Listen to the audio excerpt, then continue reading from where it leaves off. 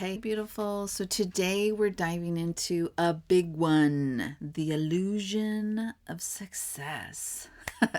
And I know you know what I'm talking about because it is that feeling that you get when you're scrolling and suddenly you have this awful feeling that you start to self criticize.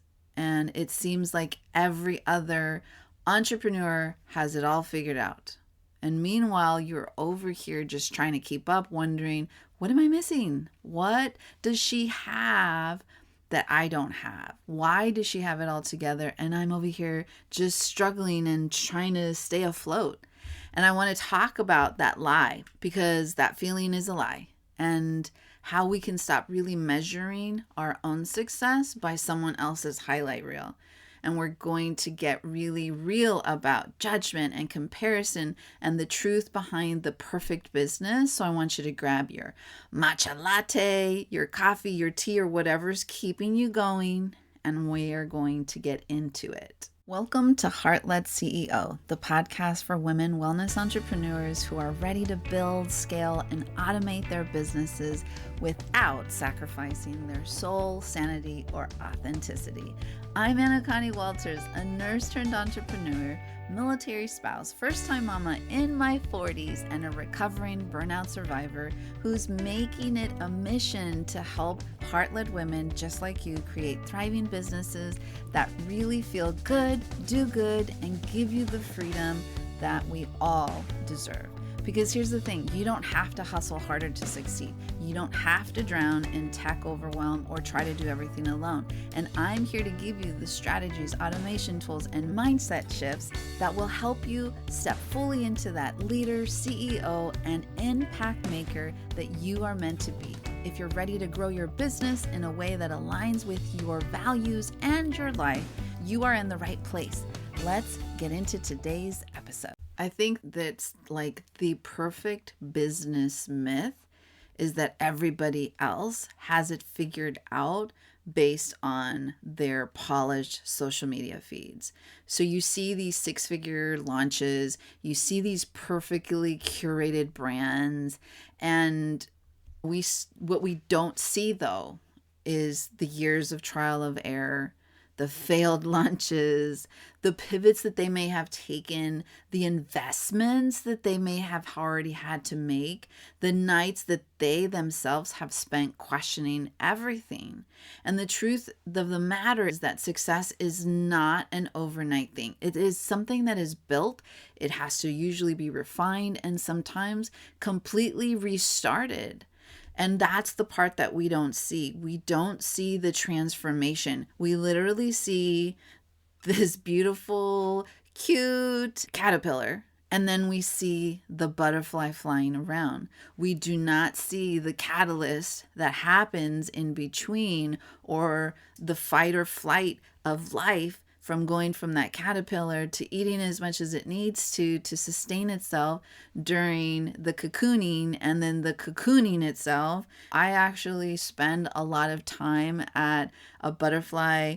I'm not really sure, but they're trying to repopulate the butterfly community in this little park that's really close to our house. And I get to see the little caterpillars and they climb up to the very top of this device that they have. And some of them don't even make it. And it's so sad. And I haven't investigated to really know the science between why it happens. But I don't think that people see that not all of them make it to become beautiful butterflies. And some of them, we don't really know how hard it was from when they hatched as a little caterpillar egg to becoming a full-fledged caterpillar that's plumped and ready to be cocooned, and then what happens within that cocoon before they become this beautiful butterfly. We are not privileged, unfortunately, in our society to see the truth behind that overnight success because it really isn't overnight. And I'm starting to see a lot of people come into realization, or they're just avoiding social media altogether because of how it's making them feel.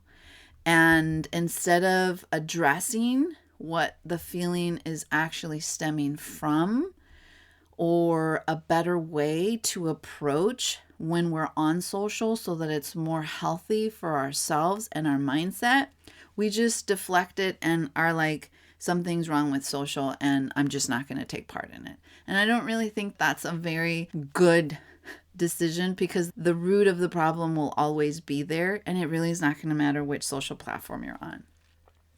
And I think when we are measuring our unfiltered reality against someone else's curated highlight reel and content on social, then, it leads to assumptions that are not real, that they're thriving while we're struggling, but they're probably struggling too. They're just not broadcasting it.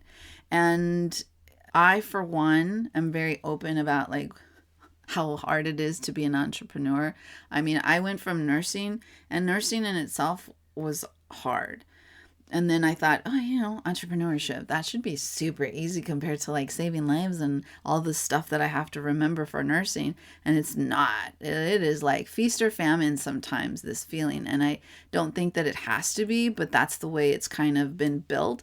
And you guys don't see the late night stresses, the long conversations of self-doubt and imposter syndrome that I have with my husband, who has to I'm like this little puddle. Like, I don't know what I'm doing. I'm wasting my time. I'm wasting my money. And I think I'm just going to give it all up. And he's like, that means that you're super close. Like, he gives me these pep talks, and like the messy back end systems that are like barely holding things together. Now, it is not like that now. I have a great system. Everything's like all automated.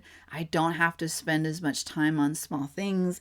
My social media time is very limited. I'm on there. I'm very intentional. I'm super excited and happy for everybody that I see. I'm in celebration mode. I'm a very specific mindset when I go on social.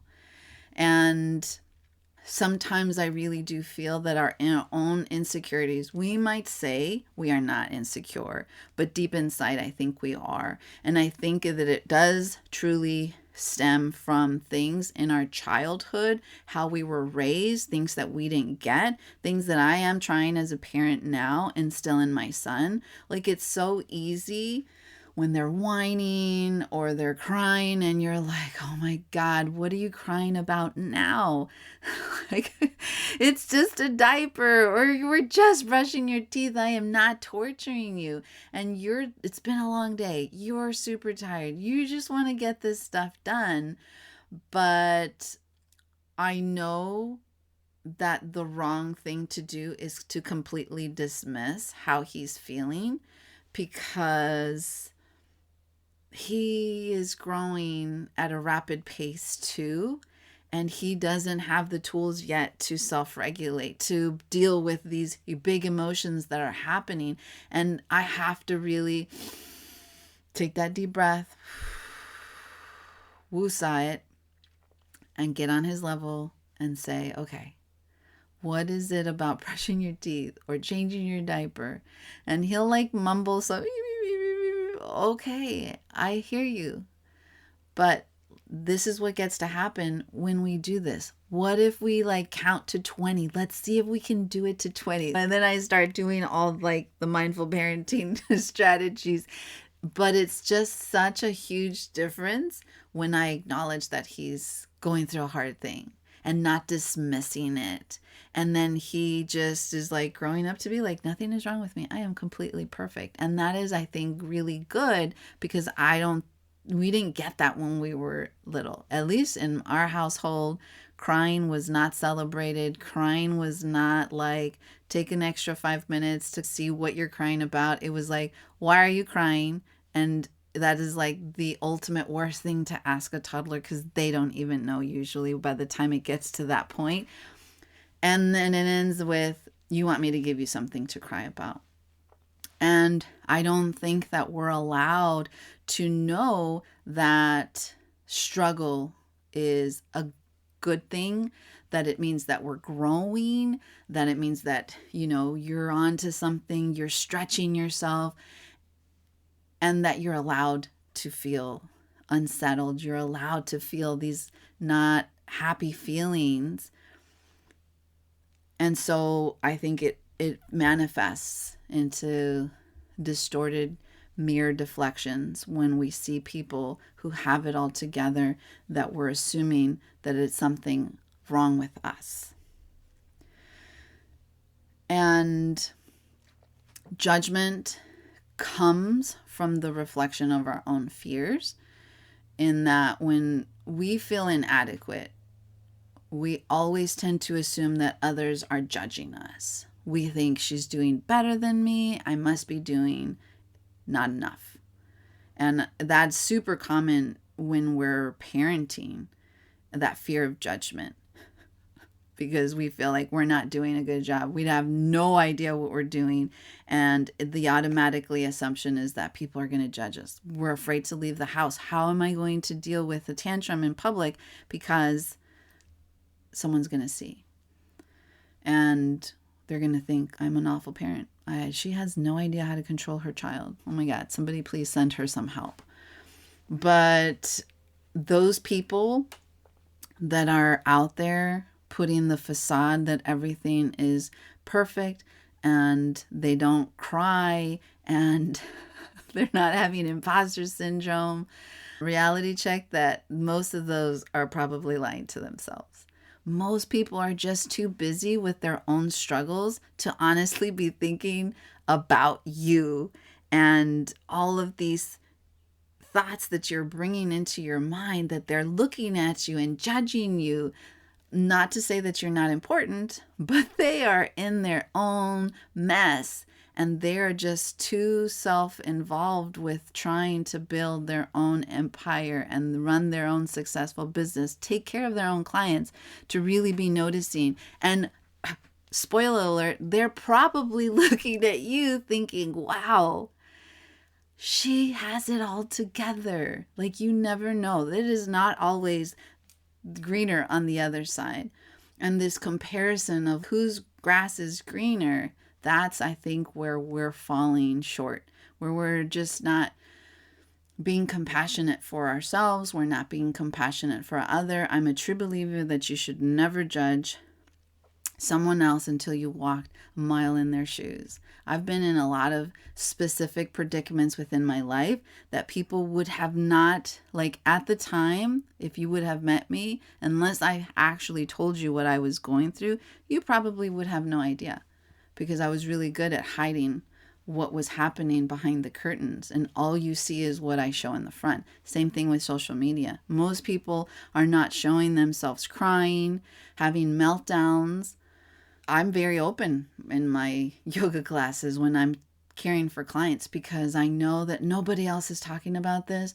But when I have people journal in secret, I'm like, this is the same stuff that I was going through. Why aren't you guys like, how come nobody's talking about this if this is like something that's super common? So I just decided, you know what, I'm going to lead from the front. And I'm going to start telling you guys, entrepreneurship is hard. Nursing is hard. Being a yoga instructor is exhausting and it's hard. And all the things that have gone through my business journey, because it has not been sunshines and rainbows, unfortunately.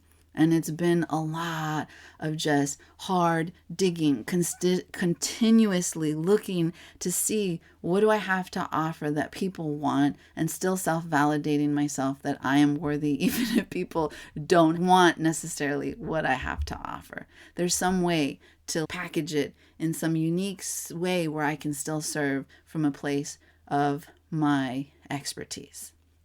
And I think that we always have this underlining fear that we're falling behind, especially now with AI being like this new era.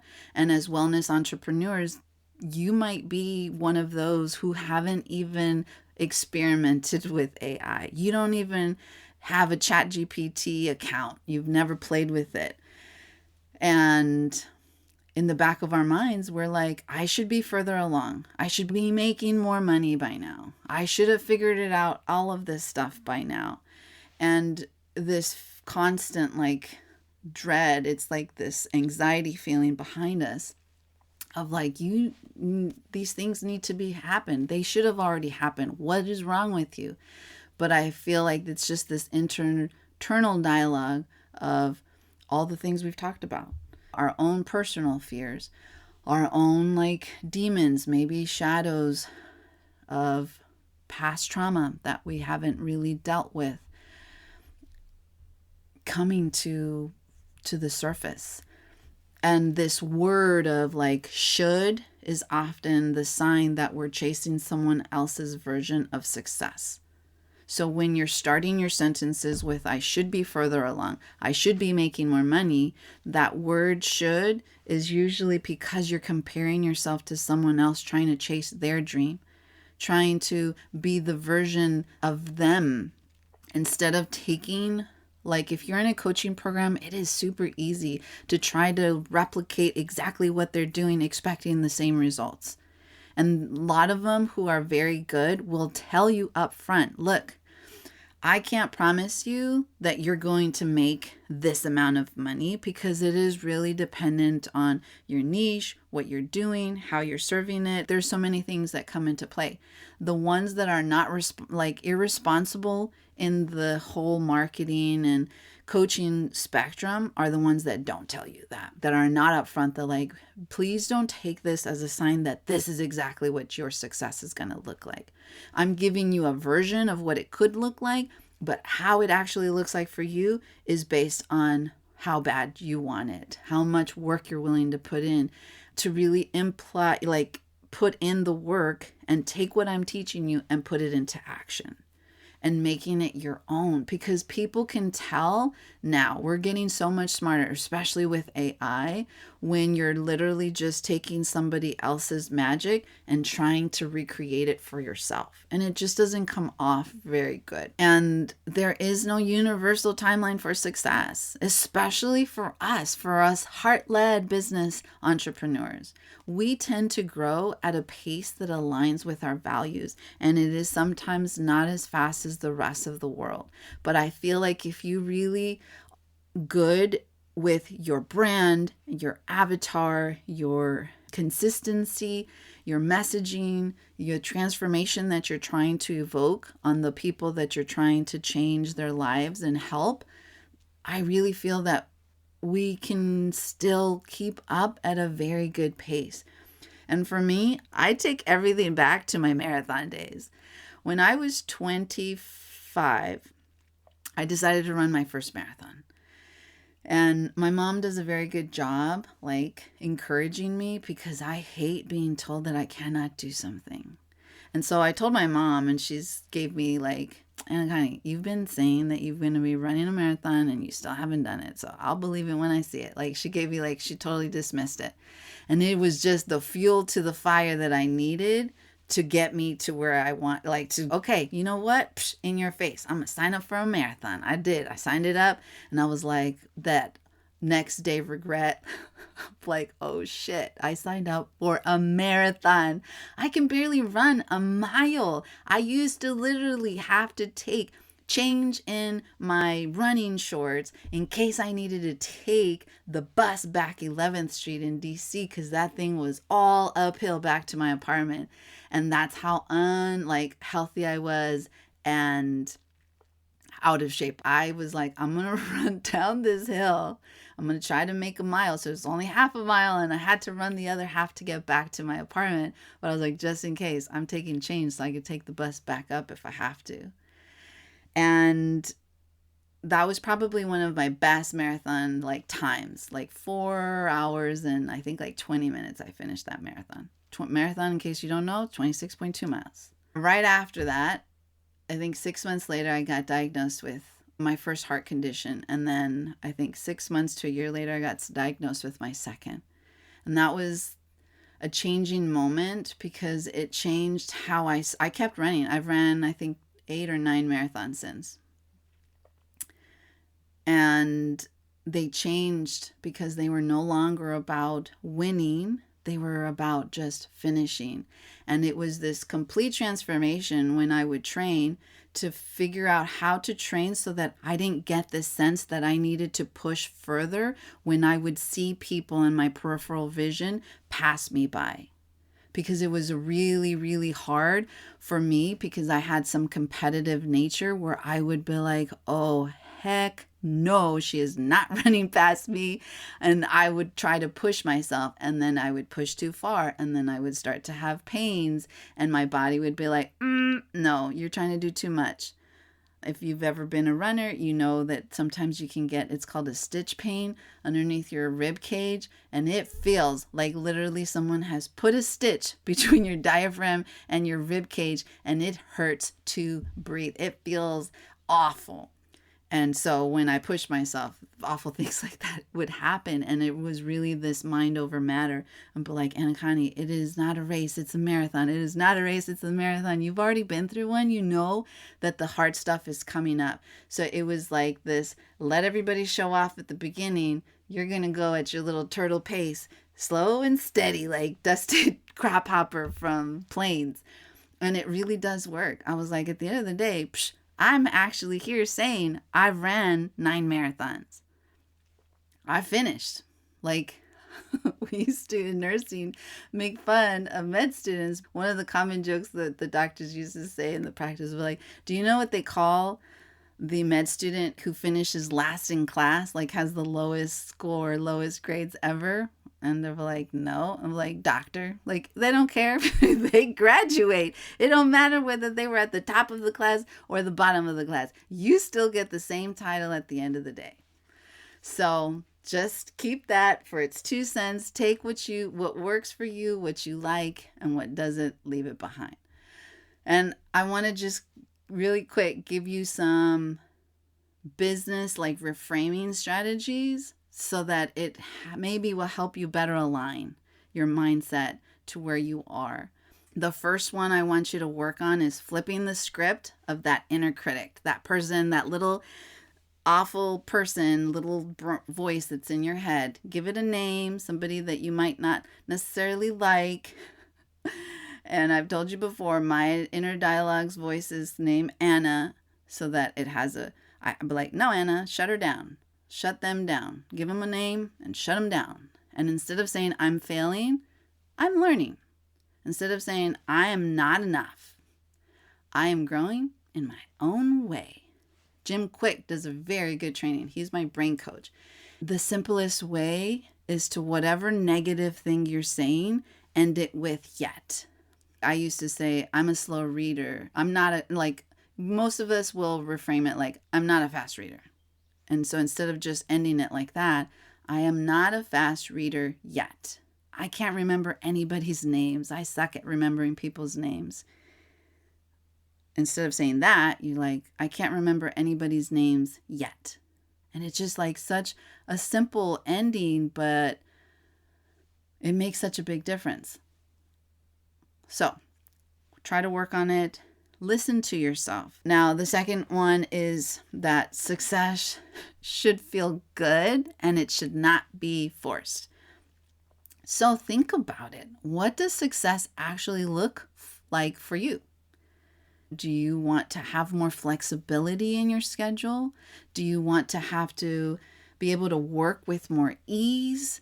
Do you want to have more impact in your community and in your clients? Do you want more impact over your income? Like, this is your opportunity to define it on your own terms so that when it happens, it feels good. It doesn't just feel, well, it's to be expected. I followed this program and it said that was what was going to happen. Or forced, as in you're putting unrealistic expectations because you're following someone else's program who doesn't have your lifestyle, who doesn't have your business, isn't you, doesn't work at your pace, but you're still expecting yourself to have the same results. And that's what that exercise will force you to be more realistic, to align what success is going to look like for you. The next one is smarter, not harder. We talk about it a lot, using AI and automations to really lighten the load. So if your business is already feeling overwhelming, it's not because you're not working hard enough. It's probably because your business systems aren't working for you. Maybe you're taking a really long time with your onboarding process for like new clients. But when you really look at it, you can probably automate so much of that because of the fact that you're probably repeating the same thing over and over and over. You can really apply AI automations to so much: onboarding, lead nurturing, content scheduling, so that it allows you to focus on what actually matters. I want you to really work hard on this one. Detach yourself from social media validation. So we've grown into a society of vanity metrics. So likes, followers, engagements are not the metrics of your worth or your business success. There are so many amazing 8-figure businesses, entrepreneurs, coaches that don't have a massive following. And the difference between them and people who have viral followings, like in the millions, is that the people that have the smaller ones that are still doing 7 to 8 figures is that they are targeting, they know who their audience is, they have a very in-depth understanding of who they are, what they serve, their values, and they speak to that and to the person that they're trying to attract. And they are attracting them. They don't need massive following because they have higher conversions because they're attracting their dream clients on a constant basis. So instead of chasing the trends that are out there, you need to be focusing on what actually will move the needle in your business. Make the decision of which platform really makes the best sense for you. And that decision should be based on where your dream clients are actually hanging out. If they're hanging out on Pinterest or Instagram and you're spending all your time on Facebook, there's a disconnect there. Maybe there are more YouTubers or TikTokers.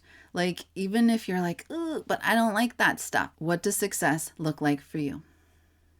And don't look at the metrics. Like, the thing about it is that if you look at it in the concept of, if you only had, let's just say, a small number, like most of my reels only reach on average about 300 to 600 people, because I'm not as consistent on Instagram and Facebook, because I'm focusing more on long-term content like Pinterest, blogs, YouTube, and podcasting. That's because that's what success looks like for me.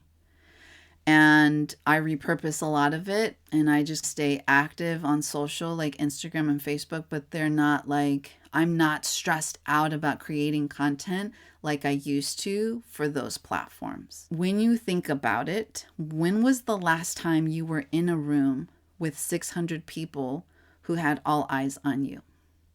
Like, oh, only 20 people looked at my reel or my post. If you had those 20 people in front of you, wouldn't that feel awesome though?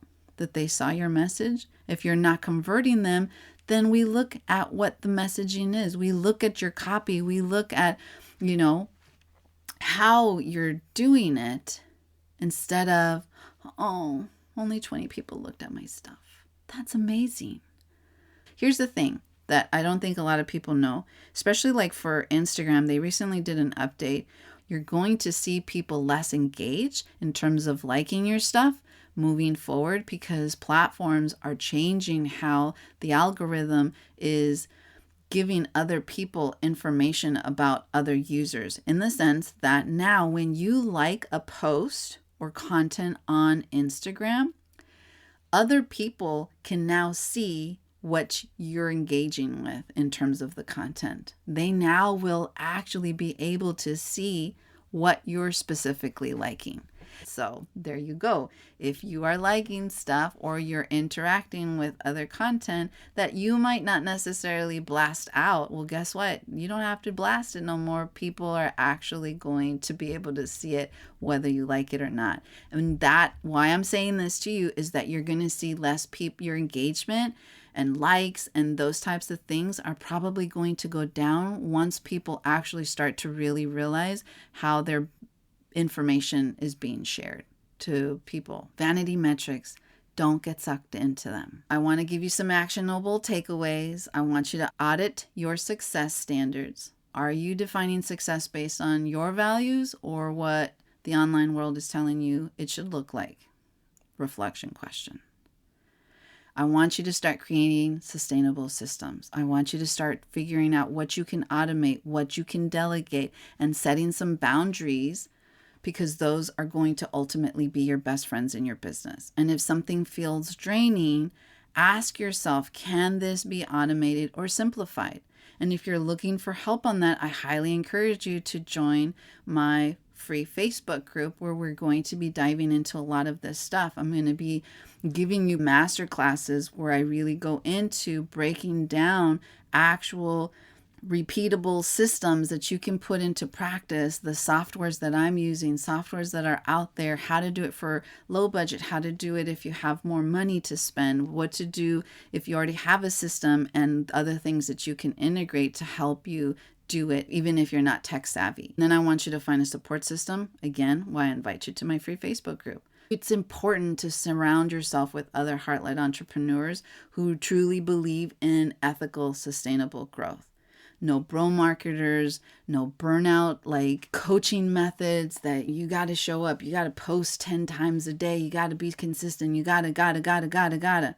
Instead of asking you, like, what does it look like for you? And then taking that and making it like, okay, so this is what it should look like. But again, keep in mind that this is how your growth is going to look like. Are you okay with that? There's the difference in the conversation. And then stay in your own lane, which is so hard. Your business, your journey, your timeline, no one else's. So, this was a big episode. And if you're staying to the end, kudos to you. And I hope this conversation really helped you see that success isn't what it seems like on the outside. It is truly an inside job. And if it resonated with you, I want to keep the conversation going. Have you had an aha moment? You can DM me on social. You can email me. I'd love to hear about your journey and cheer you on wherever you are in the journey itself. And until next time, keep moving forward, keep growing, and most of all, keep leading from the heart. All right, beautiful. That's a wrap on today's episode. But before you go, let's talk about something really important. You are not just another entrepreneur trying to figure things out alone. You are a wave leader, someone whose work is meant to create real impact, touch the lives of others, and make this world better. And I want you to know you don't have to do it alone. If today's conversation resonated with you, I'd love to keep this energy going inside of my free Facebook community, Empower Her Biz Collective. It's where we take these conversations deeper with live trainings, tech walkthroughs, and real heart-centered support from other women wellness entrepreneurs who really get it. So if you're ready for community, clarity, and support as you build your own business with heart and ease, I'd invite you to come and join us. You'll find the link in the show notes. And hey, if you loved today's episode, make sure to subscribe, leave a review if you feel inclined, and share this with a fellow heart-led women entrepreneur so that we can build this movement together. Until next time, keep leading with heart.